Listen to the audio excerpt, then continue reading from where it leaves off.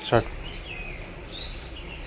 Hello hello guys, आज चाहिँ भने मैले फेरि पनि जुलपी बनाउँदैछु। अब यो चाहिँ नानीहरू घरमा खानुको लागि आज निकै नै बनाएको, यहाँ माथि बनाएको छु। हेर्नुहोस् है, यसरी जुलपीहरू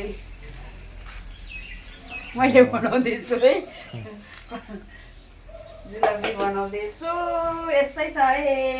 अब एकछिन त पानी परेर निकै बिजोग भयो र अब अहिले चाहिँ पानी रहेर चाहिँ फेरि सुरु गरेको। अल्छी नमानिकन गर्नुपर्छ। आज चाहिँ नानीहरूलाई कति कतिवटा खान्छौ खुवाऊ भनेको, खै 4टादेखि त खानै नसक्दो रहेछ।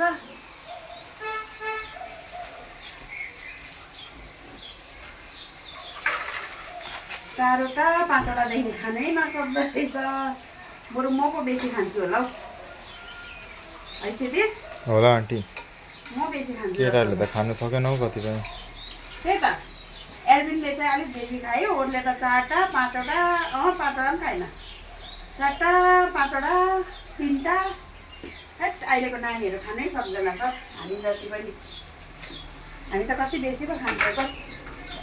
हेर्नु नि खुवाउँदै है, क्या क्रिस्पी भएको छ है। अझै खाइदिनु पऱ्यो, म त अघि पनि खाएको थिएँ।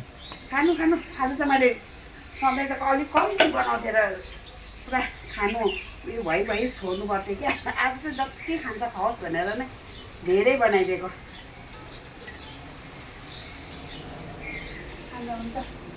जाडो मौसममा है यसको एक भाँडा बनाएको, अझै यति छ अन्त कम्ती हुन्छ। चिया र जुलपी। तर मलाई चाहिँ यो जुलपी पोल्दा पोल्दा नुनको ब्ल्याक टी खानु मन परेको। अब अहिले कति बेला मेरो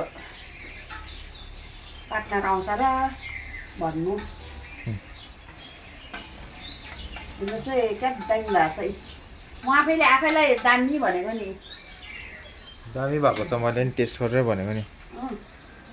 हुन्छ, आज चाहिँ यो बेलुकी टाइमको भ्लग चाहिँ यही छ मेरो। तपाईँले हेरिदिनुहोस् है, मन पराइदिनुहोस्।